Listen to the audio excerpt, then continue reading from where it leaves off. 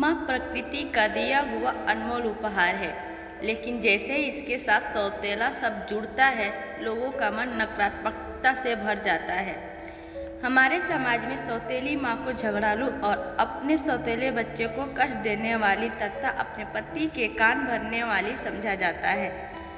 लेकिन इस रंगीन दुनिया में रिश्ते निभाने वाले पर निर्भर है कि वह उसे कैसे निभाते हैं। दोस्तों, यह कहानी एक सौतेली माँ की है, जिसने अपने प्यार की ऐसी मिसाल पेश की कि लोगों की सौतेली माँ के प्रति सोच ही बदल गई। प्रीतमपुर गांव में एक जमींदार रहते थे।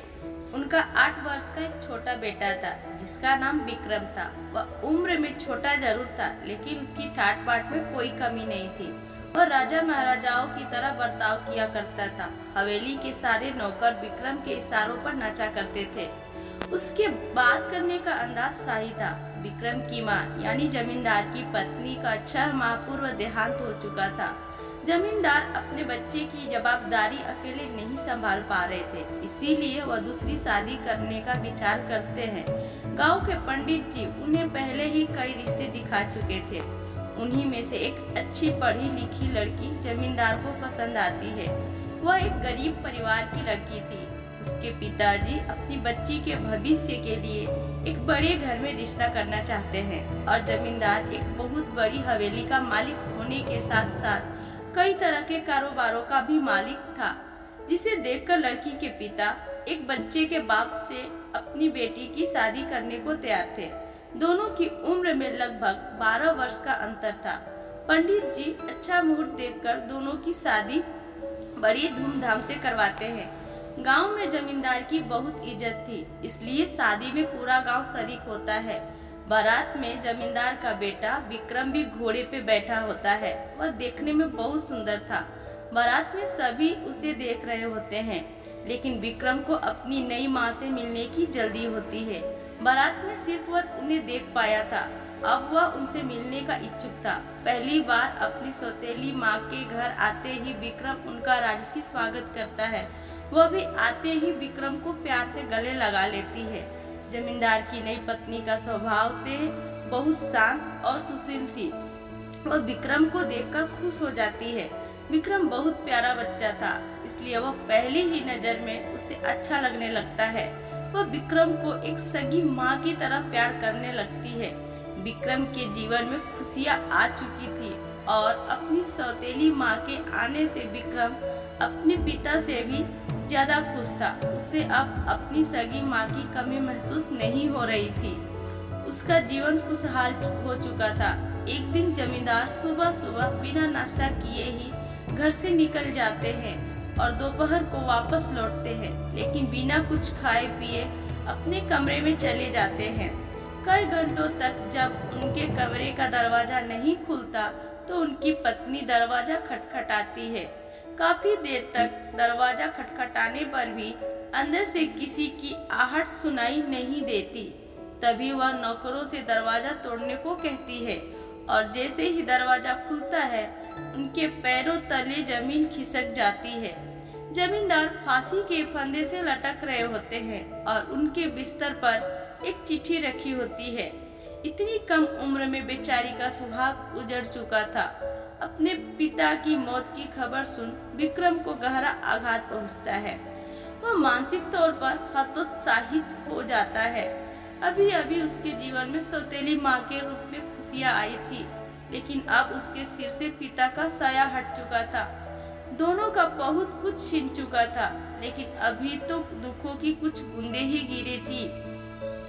सैलाब आना बाकी था। जैसे ही जमींदार की पत्नी उनकी लिखी चिट्ठी पढ़ती है तो उसके होश उड़ जाते हैं।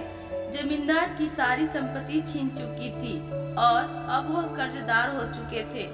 दरअसल उन्होंने एक प्रोजेक्ट में बैंक से लोन लेकर बहुत बड़ा निवेश किया था, जिसके लिए उन्होंने अपनी सारी जमीन जायदाद गिरवी रख दी थी। लेकिन वह प्रोजेक्ट बर्बाद हो गया, जिससे उन्हें भारी नुकसान हुआ और अब उनकी सारी संपत्ति नीलाम होने वाली थी। विक्रम अनाथ के साथ साथ गरीब भी हो चुका था।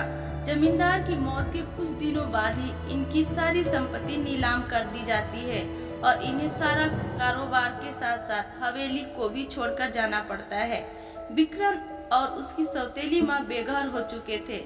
लड़की के पिता उसकी दूसरी शादी का विचार कर रहे थे, लेकिन वह अपने बच्चे से बहुत प्यार करती थी। वह उसे अकेला छोड़कर जिंदगी नहीं बसाना चाहती थी, इसलिए वह अपने पिता के घर नहीं जाती। लड़की सारे रास्ते बंद हो चुके थे, लेकिन गांव के लोगों की मदद से उन्हें इतने पैसे तो मिल चुके होते हैं कि कुछ महीने किराए के घर में गुजार सके। विक्रम की सौतेली माँ पढ़ी लिखी थी। वह शहर जाने का फैसला करती है और थोड़ा बहुत सामान लेकर अपने बच्चे के साथ बस से शहर चली जाती है। शहर पहुंचकर वह एक झुग्गी झोपड़ी में कमरा किराए से लेती है और वहीं अपने बच्चे के साथ रहने लगती है। घर खर्च चलाने के लिए वह गली गली खिलौने बेचने का काम शुरू कर देती है और उसी से अपने बच्चे का गुजारा करने लगती है। विक्रम को गरीबों वाली जिंदगी पसंद नहीं आ रही थी। उसे खाने को 2 वक्त की रोटी तक ढंग से नसीब नहीं हो रही थी। कई बार विक्रम को कचरे से खाना उठाकर खाना पड़ता है। विक्रम के सारे ठाठ जा चुके थे और वह अपनी बेसहारा माँ के साथ शहर में दर दर की ठोकरें खाने आ चुका था। धीरे धीरे उसे गरीबी में जीने की आदत होने लगती है। विक्रम को जो मिलता वह वही खा लेता। विक्रम को रह रहकर अपने पिता की याद आती है, क्योंकि पिताजी की राज में उसे 56 भोगों से सुशोभित भोजन प्राप्त होता था, लेकिन आज वह एकक निवाले के लिए तरस रहा है। एक दिन विक्रम रास्ते में किसी से खाना मांग रहा होता है। तभी रास्ते से गुजर रही कार में बैठा एक व्यक्ति उसे पहचान लेता है, क्योंकि वह कई बार विक्रम के पिताजी से मिलने हवेली जा चुका था। वह विक्रम के पास पहुंचकर अपनी कार रोक देता है और गाड़ी से उतरकर विक्रम से उसके हालातों की वजह पूछता है। बड़े दिनों बाद विक्रम से किसी ने उसके हालातों पर चर्चा की थी। अचानक विक्रम फुट फुट कर रोने लगता है। वह उन्हें अपना समझकर सारा दुख बयान कर देता है। यह व्यक्ति एक बहुत बड़े व्यापारी थे और वह जमींदार को अपना अच्छा दोस्त समझते थे, लेकिन व्यापारिक यात्राओं के कारण कई सालों से वह जमींदार से नहीं मिल पाए थे। जैसे इन्हें जमींदार की मौत का पता चला तो उन्हें बहुत बड़ा झटका लगा। वह विक्रम से कहते हैं, तुम लोग इस समय कहाँ रह रहे हो? विक्रम उन्हें अपनी झोपड़ी में ले जाता है और अपनी माँ से मिलाता है। वह उनकी कुछ मदद करना चाहते हैं, इसलिए कुछ पैसे निकालकर विक्रम की माँ के हाथ में दे देते हैं, लेकिन वह खिलौनों से इतना कमाने लगती है कि अब किसी का एहसान नहीं लेना चाहती थी। जैसे ही इन्हें पता चलता है कि विक्रम की माँ खिलौने बेचती है, वह खुश हो जाते हैं, क्योंकि पार्क से इनकी भी एक खिलौने की फैक्ट्री है और इन्हें एक अच्छी सेल्स गर्ल की तलाश थी। विक्रम की सौतेली माँ सड़क पर खिलौने बेचते बेचते एक कुशल विक्रेता बन चुकी थी और वह इनकी कंपनी में नियुक्त होते ही अपनी कड़ी मेहनत और लगन से 2 सालों के अंदर खुद की एक छोटी सी खिलौने बनाने की फैक्ट्री खोल देती है और अब धीरे धीरे इनकी जिंदगी बदलने लगती है। विक्रम भी अपनी सौतेली माँ के साथ खिलौनों की फैक्ट्री में काम करने लगता है। इनकी फैक्ट्री के बने हुए खिलौनों की मांग देश विदेश तक होने लगती है और कुछ ही सालों में इनकी कंपनी का नाम पूरे देश में होने लगता है और कड़े संघर्ष के बाद जमींदार की पत्नी एक अरबपति महिला बन जाती है।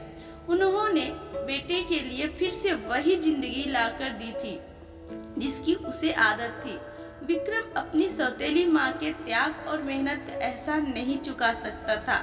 वह अपनी सौतेली माँ को भगवान की तरह पूजने लगता है और गमों की बादल छुटते ही खुशियों की बारिश के साथ यह कहानी खत्म हो जाती है।